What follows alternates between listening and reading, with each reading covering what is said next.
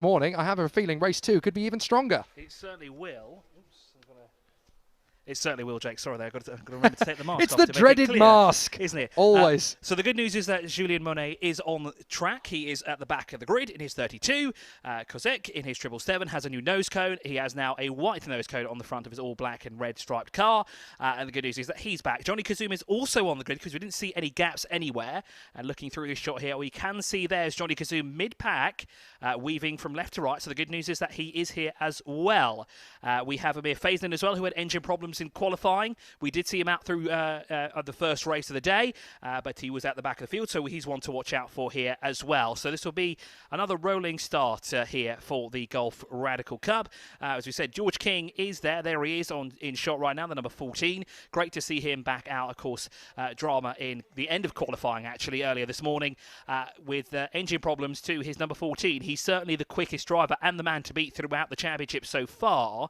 And actually, looking at this, are we going to have a double file rolling start here? It doesn't look like it. I think we might go for a standing start, presumably, Jake. But let's see if we can see the safety car in front of the field. There is the 777 now with a new nose cone on the front of the car.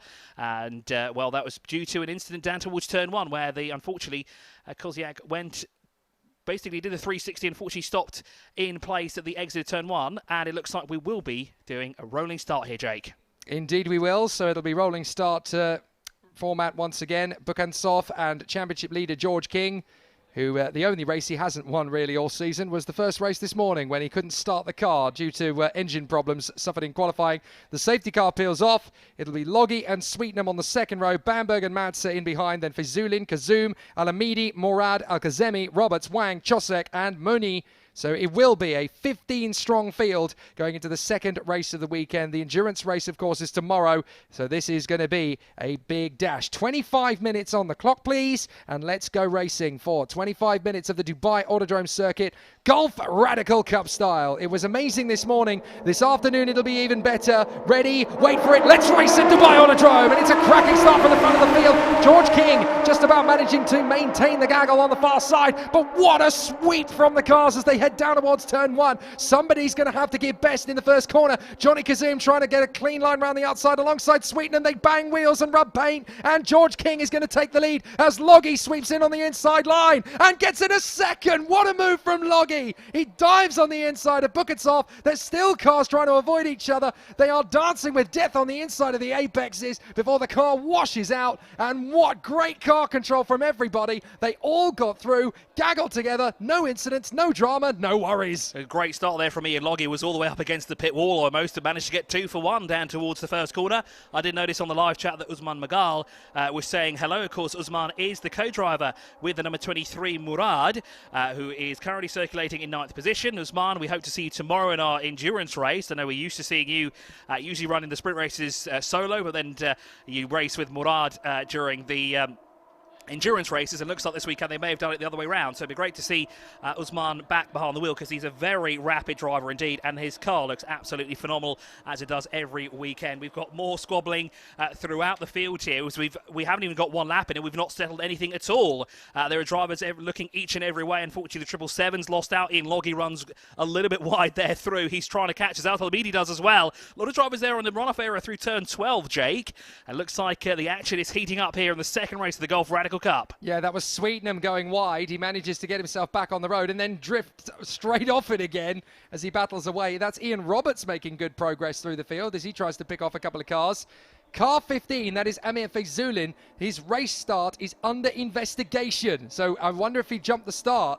And that could have caused why we had such a big squabble on the way down to the first corner, because it was mighty close. So a fascinating battle. Oh, goodness me. Jacobo Madsa got very tight on the inside line there as he battled with his colleague, and they very nearly took each other off. So George King leads the way. Ian Loggie, second place. Johnny Kazum, third, and there's a big battle as they come off the final corner. That is Mohamed El-Kazemi going wide as he duels away with the 76 with the 63 of Alex Buckansoff. Now let's look again. So this is off the start, and we can see just how bunched it was. Look how many cars had to try and fight their way through the gaps. Look at Loggie. He's in about 5th at this point. He just holds the inside line. Thank you, boys. Scrap amongst yourselves. I'll take second place. Great job. And unfortunately, Sweetnam's just come in as well. So his luck in the first race here for the weekend has not come and transitioned away into race 2, unfortunately. As we go back now to live pictures, there is George King who's leading. As we said, James Sweetnam into the pit lane. Now, we didn't see actually why Amir Faisalin is being is under investigation. Actually, I think I know why, Jake. It's because when they were coming through the final corner, Amir Faisalin was sort of being a little bit cheeky, and he was sort of peering out on the left-hand side, trying to go through already before the lights went out. And I think that's what Amir Faisalin is being pinged for, because he wasn't out of position. However, he was out of line.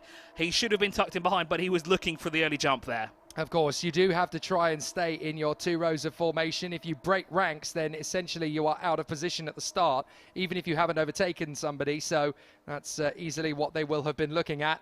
You can still see remnants of that earlier UAE Pro Car crash. There's still a few bits and bobs of shrapnel on the side of the circuit there from that big whack when we saw Eduardo Miranda plough into the barriers with Kevin Day in the UAE Pro Car race earlier. So the Radical drivers need to be careful of that. Look at that. That's how close we got to a big incident. And in fact, there was contact between Mazza and Sweetnam. So I thought they'd avoided it, but in fact they did not.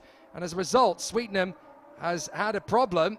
And he's actually had to slow the car right down. He's tried to go into the pits from there and then decided to let them all go and then tucked his way back into the pits. So we're back to live pictures, but it looks as though there was a little bit of an argy-bargy moment then between Jacopo Mazza and James Sweetnam, and Sweetnam is out.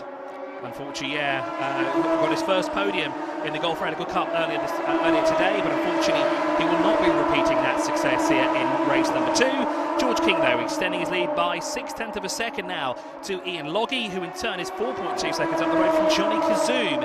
And then we have Alex Buckansoff, who's a little bit further back from this battle here, because that's Al Hamidi, and he's defending from Faisalin, of course, who is under the watchful eye of the stewards for the time being. But a great battle here for 6th position overall. Faisalin looking each and every way he can past Al Hamidi, but Al Hamidi has proved tough to find a way past. He is a very defensive driver, as Faisalin looks towards the inside, but Al Hamidi shuts the door. And actually, Buckansoff is actually not that far up the road, because he's just in front of these two that are battling here. Now, Buckansoff would like them to squabble and play defensive with one another and fall back, so it gives him now a chance to catch Johnny Kazum, but it looks like it's actually gone the way of Al Hamidi now, who's in close proximity. And actually, that's not Alex Buckansoff that's in front of him there, or is it? No, it's not. That is the 47 car. That is Al-Kazmi, actually, the number 47 that's just ahead, not Buckansoff. But now he is in the mix as well. As on the inside, that is Ian Roberts looking for a way past Mazza, and he's got the move stuck, or has his run wide? Not quite, and he has to shut the door there through turn 11, Jake.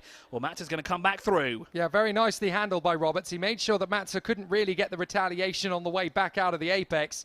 So Mazza is now going to try and come around the outside, and there on the inside, that is Zayer Morad getting through on Marcus Bamberg. So a good overtaking point there, and he's managed to hold Marcus Bamberg at bay for the moment. And watch for Faisalin. Faisalin is going to try and get his move done on the inside now. He comes from a long way back on the 76 of Abdunazir Al Hamidi, but Al Hamidi is going to hold on to the position. He goes a little bit deeper around the outside line of the apex. You can see that the sun is coming in thick and fast now over Dubai Autodrome, and the sun glare is going to cause its own issues. Where's Ian Loggie gone? Oh, he's tucked right up behind George King. That's why he's putting a lot of pressure on George King. I didn't think Ian Loggie was still in the running, but he's caught George King right up. Now, the thing is, this is going to be an interesting battle for the victory, because although George King has been dominant through the course of the season, he couldn't start race 1 because he had engine problems. That car may not necessarily be up to full speed. He may have to be taking it as cautiously and as carefully as possible. Otherwise, the same problem could come back. And in the Gulf Radical Cup, the drivers have to drop at least one round. So the good news is for Ian Loggie is that he can get rid of some points. He could get rid of some of his lower scoring point finishes. But George King, as he's been so dominant, he's scored maximum points in a lot of rounds. He might be losing a lot of points come season end here. So he's trying to keep Ian Loggie at bay. Through Sector 3, it seems to be Ian Loggie really starts to reel in George King, as the gap was 0.4 of a second at the line. That was the closest it's been since the green flag dropped. But it looks through now Sector 1 and Sector 2. Ian Loggie now starts to lose a little bit of ground to George King as we're now into the braking zone of turn 10. Ian Loggie not close enough to make a move. He's going to have to try somewhere, but oh, he does. He's very late on the brakes there. there through turn 10. That could have all gone pear-shaped for Ian Loggie, but as he now chases George King up the road, oh, loose there, the rear end getting out there through turn 11. This is about pride for Ian Loggie. He won a race from his point of view in the race one, which was fantastic. But in the back of his mind as a racing driver, he will know, yeah, but George King wasn't on the grid. That could have been a lot harder for me. Now he's got George King in front of him. Engine problems in race one or not, he wants to put one over on George King. He doesn't want to win by default. He doesn't want to win by George King being sat in the pit lane watching. He wants to beat George King in a straight fight, and that will bring the momentum and the motivation and the momentum to him. So he really wants to get George King on his own terms. He doesn't want to be handed anything, as Julien Monet is battling away there with Kosek, I think that is. So Kosek is having a very interesting battle further back in the field with Julien Monet. And as they come down the straight, Ian Loggie's got the slipstream again on George King. He's not quite close enough to slingshot into turn one, but if he keeps George King under pressure and keeps trying to edge him out through each of these apexes, Loggie may just force a mistake from George King, who is not used to being on the back foot. But I do believe that's going to be a very tough ask there to force a mistake out of George King. He's had faultless races throughout all the race rounds so far, even in the shortened version at the Aspirina Circuit, Jake. Remember we had that really late race where George King had a completely different track. Actually, all the drivers had a completely different track configuration to they used to, because we ran the GP circuit and then we ran the West circuit due to some barrier repair that needed to be done. We just couldn't get it in time. George King had to deal with a lot of lap traffic there, and he did not get spooked, nor did he put a foot wrong throughout that race. And Ian Loggie, as Jake said, is trying to force a mistake, but George King, very cool and calm behind the wheel. I think a mistake is not going to come. I think Ian Loggie is going to need something wrong to go wrong with the car and not the driver. Which has already happened this weekend. So maybe Ian Loggie is just trying to force the engine to go pop for a second time. Kazum is in third position, doing a great job in front of Alex Buckansoff and Mohamed Al-Kazemi. And then we've got Abdulnasir Al-Hamidi. Cars 76 and 11 are given a warning flag for track limits in turn 9 and 12. Now that is Abdulnasir Al-Hamidi, as these two go wheel to wheel again. Robertson Matza, they just about stay off each other. But car number 11, that is Ian Loggie. So Ian Loggie has been given a warning flag, and there's a penalty being given out to Amir Faisalin. 10 seconds penalty, race start infringement. That's what we suspected. Yeah, that's because he was out of line when before the lights went out, actually, going through turn 16 at the end of the formation lap. Unfortunately, he's been pinged by the race stewards. Now, the gap between King and Loggie has gone up by 0.3 of a second on that lap, as a late lunge almost there from Murad, but thinks better of it on Al-Hamidi, and no, that's not, because that's actually Murad on Faisalin by the looks of it. No, actually, that's Ian Roberts that has got up to Al-Hamidi's back bumper, the 76, and he's coming from the outside as well, or the inside, sorry, through the final corner. Ian Roberts is very fast. Now, in previous seasons, he's really come to grips with the radicals here.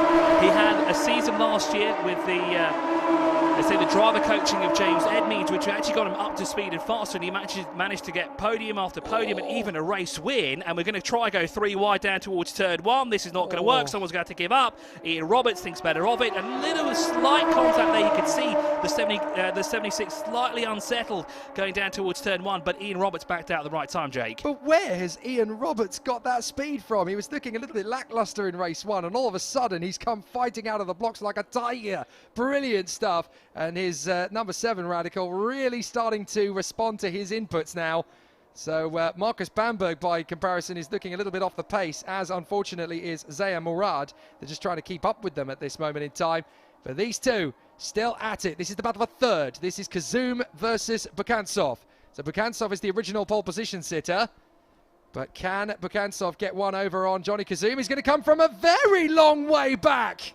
My goodness, Kazum has to go round the outside to hold the position. They squeeze, they nearly bang wheels. That was millimetre perfect for Johnny Kazum to hold on from Alex Buckansoff, but now he knows that Buckansoff is going to be going for it.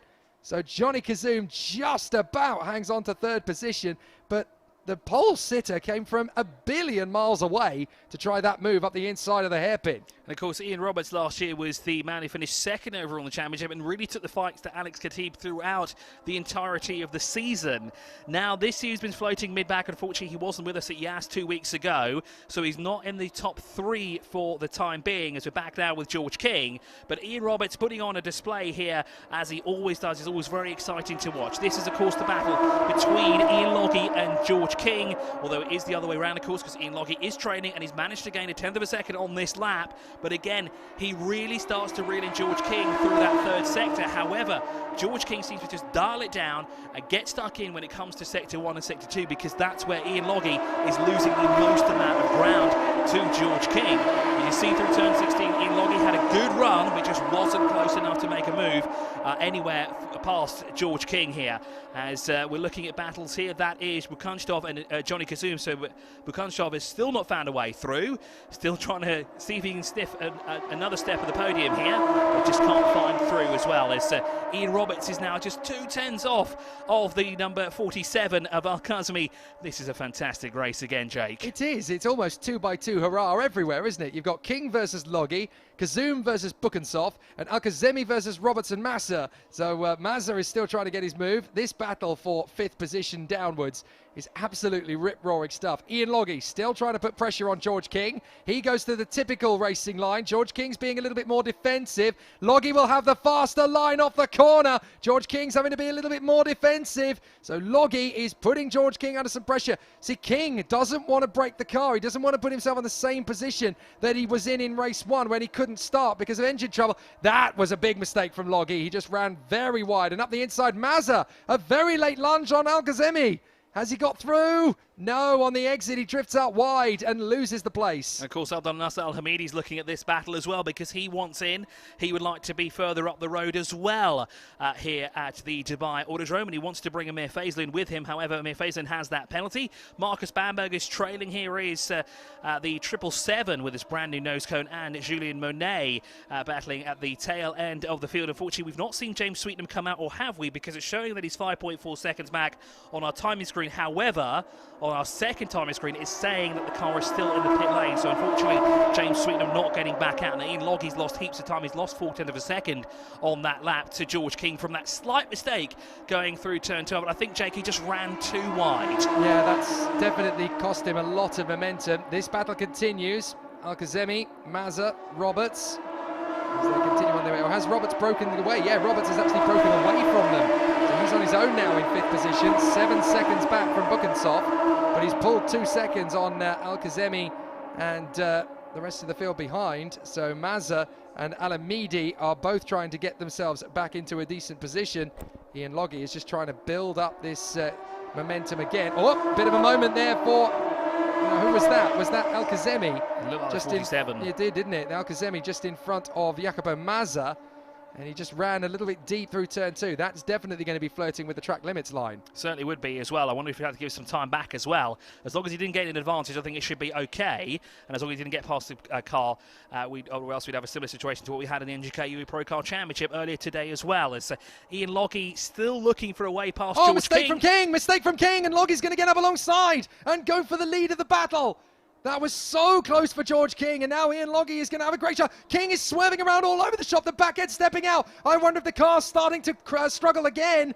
Loggie's going to get alongside him. King is doing everything he can to hold on to this. Loggie's going to get a faster exit, but he gets forced wide. He's still got momentum. George King is trying to protect. He's trying to protect, and Loggie is throwing everything he can, bar the kitchen sink at him, to try and get the move on the inside. Here he goes, up to the inside, and surely even George King can't hold off Ian Loggie in this form. There he goes. Thank you very much. I'm going to lean on this. George King's going to keep alongside him, and he gets the lead back. Loggie's going to continue around the far side. They give each other space. They're going to get to the braking zone for the final corner again, and Loggie goes deep round the outside. They're still side by side as they come off the final turn, and Loggie's going to take the lead. Brilliant racing. Incredible stuff as well to get the lead of the race through the outside of turn 16. How Ian Loggie did that, we'll have to ask him on the podium. But George King, that's a very uncharacteristic mistake, and actually almost 2 in a row as well, where we saw the rear end get loose going through turn 12. But Ian Loggie, fantastic moves, and he looks like he's putting a gap now in between himself and George King. Jake, you may be right. There may not be, or better yet, that that Golf Radical of George King may still be having some very slight issues as Johnny Kazum and Alex Buckansoff now battling as well. We've got battles all over the place here because that's the battle, of course, for third overall. It doesn't matter where you look in this championship. There are drivers going at it hammer and tongs. We've just had Loggie and King going side by side, and now we've got Kazum and Buckansoff doing exactly the same thing for third position. But you have no idea how satisfying it was for Ian Loggie to make that move on George King. He does not want to beat him by default. He wants to beat him on the racetrack in a fair fight. And that was as fair a fight as you can get. Amir Fizulin's just skated off the road at the final corner in front of our position and rejoined. So Amir Fizulin is now down at the back, and I'm afraid he's in last position. But what a satisfying moment that was for Ian Loggie. One of the best sports car battles I have seen for a long, long time between those two. Absolutely fantastic. And now we've got Jacopo Mazza trying to get his move on the 47. Trying to get his move on the inside. Very tight battles between them. Mohamed Al-Kazemi just about hanging on. And here comes Abdulnazir Al-Hamidi as well, but George King just can't quite hold a candle to Ian Loggie after that move. Here's Abdulnazir Al-Hamidi on the inside of Mazza, and that'll do. Jacopo Mazza has no response, but he runs wide on the exit. That could change around. Now let's have a look. This is what happened between Ian Loggie and George King. Absolutely amazing. Look, side by side as they come through. And my goodness me, there's inches between them. Loggie commits round the outside. George King is desperately trying to hold the inside line. There is nothing between them as they come through. They are on the lock stops, round the final corner at Dubai Autodrome. It's impossible to go wheel to wheel through there. And Loggie holds it round the outside, sweeps across. King's back end steps out. Loggie says, thanks, mate, I'm off. And you could see that George King's car on the right-hand side was unsettled. It was moving a lot around that right-hand side. But how Ian Loggie went fast around the outside of turn 16 and didn't lose. His car is absolutely amazing. But I guess British GT does that for you, right? A number of years racing British GT, wins all over the UK. You got to know each and every part of the car that will basically lose out. And Ian Loggie, with all that experience, managed to keep the car at bay. And we've got yellow flags. Yellow flags. Now, is that a car off the road or is it a safety car? I think it's just a car off the road. I don't think we're under safety car conditions. So there are yellow flags up at that corner as George King continues to put pressure on Ian Loggie. It doesn't look like there's a safety car being called. Oh, that's why. I think that's Amir Fizulin, isn't it? Is that Fizulin? That is the number 15, and he was one of our drivers that had engine problems in qualifying as well. Yeah, all not as well with Amir Fizul's car. Looks like it's come back. He did manage to do at least the full race in the earlier today at the Golf Radical Cup, but unfortunately the car seems to have just stopped, and unfortunately Amir Fizulin is out of this race. I guess the good news is for him that he won't get that 10-second penalty because it won't penalise him that much when you're out of the race. But unfortunately, he is out, so the gremlins may not all be sorted out. The team will need to figure out what's wrong with that to get him up and running for the endurance race we have tomorrow. I don't mind telling you that after the races at Yas Marina a couple of weeks ago when the Golf Radical Cups were here, I couldn't help but overhear somebody saying, and George King wins again. There was almost like a kind of acceptance that every time they go racing, George King is going to win. So retiring from that race earlier was a surprise. The amount of satisfaction that Ian Loggie is going to have if he can hold on to this in front of George King is unquantifiable, because the amount of drivers in this field who want to take on George King at his best, at his peak, and try and beat him. And Ian Loggie will have the recognition of being the man to do so if he can hang on in front of George King. George hasn't given up yet. He's still trying to keep in touch with Ian Loggie just in case something goes awry with the Scottish driver in front of him. But I've been such a supporter of Ian Loggie for a many number of years. He goes back a long, long way in his racing. He joined as an amateur. He was a businessman. He decided to go, and that's a stop. That's a stoppage out on the track. That is Julien Monet. So the problems that he still had have come back by the look of it. So Julien Monet, unfortunately, will not finish the race either, and joins Amir Fizulin and James Sweetnam on the sidelines. Hopefully that doesn't result in a safety car, but that is right off the racing line, so we might be all right with that. But it's a possibility. It is a possibility. We'll have to keep an eye on it. But certainly for Ian Loggie, out in the lead of this race, He's come a long, long way. He was a businessman, an enthusiast of cars and racing, decided to have a go. He went and played in the Porsche Drivers Association Championship in Great Britain about 11 years ago. That's when I first came across him. He then ended up racing in Brick Car, in sports car racing, as he climbed up through the ranks, did a bit of GT Cup, went and did British GT, and here he is having fun in the off-season in the Golf Radical Cup. He loves this sport, he loves this category, and he particularly loves racing out here in the United Arab Emirates, and he is having a wonderful time, and I can't begin to describe just how big the smile is going to be on Ian Loggie's face as he's driving around from ear to ear, knowing that I'm ahead of the championship leader and I'm absolutely smashing it. And Julian Monet appears to be stopped through turn 12 by the looks of it. He looks like he's just off of the runoff area after the exit, and that's of course the run down towards the bowl complex, which takes away an overtaking opportunity for the time being for George King, and that corner is key because it is a very tight right-hander there. And unfortunately for George King, he's going to have to try somewhere else around the track. Now, George King is falling back. However, he's not losing significant ground to Ian Loggie. He's only losing about a tenth of a second or so every other lap. And that's just gone up now again because the gap is 1.1 seconds. So actually, he's lost just over a tenth of a second on that lap, Jake, as the gap has gone up to 1.1 seconds. But it seems to be George King's car is up to par at the moment, but it looks like he might be nursing it back as unfortunately he's losing ground. It's very uncommon to see him fall back like this. Absolutely. I mean, we watched him a couple of weeks ago at Yas Marina, and we saw just the incredible strength and magnanimity. He was just dominating, disappearing out in front. Nobody could hold a candle to him, and it does look like a little bit of a conservative, a lean effort from him so far. I think he's just trying to bank points because he knows that a second place finish is better than being parked on the sidelines again. So from his point of view, he just wants to bring home some points. The car is not quite right, but he still had to try and fend off from Ian Loggie. He still had to try and defend the position. You've got to when you're racing because you never know what's going to happen to your opponent out in front. There is a minute to go, and based on the lap times, they might just be on the last lap. It's a bit touch and go.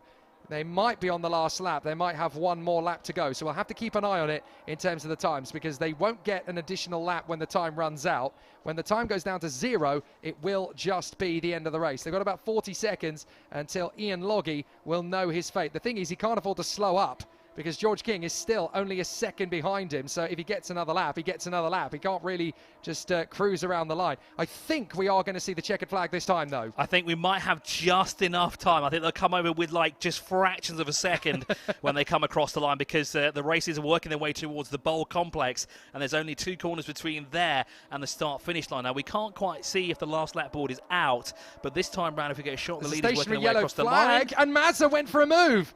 There was a stationary yellow and Mazda went for a move because that car is still parked up. But the checkered flag is surely going to come out as the time runs down to 0. The checkered flag flies and Ian Loggie wins again. He beats George King in a straight fight, and I guarantee you that win is going to mean more to him than his win earlier did. And your maths is spot on, Jake, as it always is there, because you got it right down to the final few seconds there. It was about a second and a half until the line. But unfortunately on that last lap there, George King lost 9/10 of a second to Ian Loggie, so I think he knew as well that he can't fight this anymore, and there is maybe some minor issues with that number 14, but a great drive nonetheless. And it looks like Alex Buckansoff will be on the third step of the podium because he found a way past Johnny Kazum and put a gap of 7/10 of a second between himself and Johnny. Ian Roberts across the line in 5th position. Matza is in 6th, and Al Kazimi is in 7th, with Al Hamidi across the line in 8th. Marcus Bamberg is 9th, and rounding out the top 10 is Zahir Murad. Jake, I will leave you. Well, it's time for some podium presentations. That was a fantastic race, though, Jake. I can't wait for the endurance tomorrow. Yeah, it's going to be great stuff. Thank you, Chris Milbourne. Great to have your company once again. Jacopo Mazza did have a last lap battle there with Mohamed Al Kazemi, but I saw them both cross the line. So I assume they just about managed to stay out of trouble, although it was right close at one stage. Ian Loggie and George King in 1st and 2nd from Alex Buckansoff and Johnny Kazum. Then Ian Roberts, Jacopo Mazza and Mohamed Al Kazemi. Abdulnazir Al Hamidi in 8th place in front of Marcus Bamberg and the Pakistani driver Zaya Murad. And then Ray Yuang from Damian Chosek, and the retirements Julien Moni, Amir Fezilin and James Sweetnam on the very first lap of racing. Well, it really was sensational racing there from the Golf Radical Cup. Once again, let's take a look back over the best bits of a stellar second race. So it was a bit flotsam and jetsam on the way down to the first corner. George King had the momentum and certainly had the line into turn one. But watch Ian Loggie, he's in about 5th position at this point. Ready to the inside. Patience, patience, squirt of the throttle. That'll do. 2nd place. Absolutely brilliant from Ian Loggie. Everyone else just trying to avoid each other. Jacopo Mazza very nearly tangling with Ian Roberts as they went through turn 2. But everybody, despite the close nature of the start, managed to stay out of dodge. That was absolutely terrific and great reactions. Brilliant racecraft from all of the drivers. That could have ended very messily indeed, and it didn't. Now, there was that little bit of a moment between Jacopo Mazza and James Sweetenham on the opening lap. That was enough to put Sweetenham out of the race. It was a harder than first thought whack. Ian Roberts battling beautifully with Jacopo Mazza, really putting on an excellent overtaking move in the mid part of the race. But this was the battle that held everyone's breath. George King versus Ian Loggie. And for nearly half a lap, they ran side by side as Ian Loggie tried every trick in the book to get past George King. He hustled him, he really intimidated him. And when the opportunity came to race wheel to wheel, he was not going to back down from the challenge. There were some great midfield battles, but here it is, the battle between Johnny Kazum and Alex Buckansoff, and they very nearly traded paint on that occasion. But this was the battle. The mistake came from George King, and Ian Loggie was all over him like whitewash, and they ran side by side. What a move in the final corner. Ian Loggie stood on everything, held his nerve, and took the lead, and did not look back. Great racing from Ian Loggie. That is one he'll replay for a long time. Amir Fezulin sadly unable to finish the race, nor was Julien Monet. And despite pulling off the circuit on the runoff area, we didn't need to go to a safety car period, which is very good news indeed. We were able to race under green flag conditions throughout. And what a satisfying victory it is then for Ian Loggie. The man who has not been beaten all year is finally vanquished by Ian Loggie in brilliant style. Well, an absolutely terrific performance from Ian Loggie as he takes the victory in front of George King and Alex Buckansoff. For those who want more action from the Golf Radical Cup, no problem, you shall have it. Tomorrow we will have an endurance race where myself and Chris Milbourne will talk you through the action as the final race of the weekend plays out. There's still some great action to come from the Dubai Autodrome as we have more racing from the UAE Pro Cars, but of course we also have the first race of the weekend for the Formula Regional Asian Championship. Enjoy!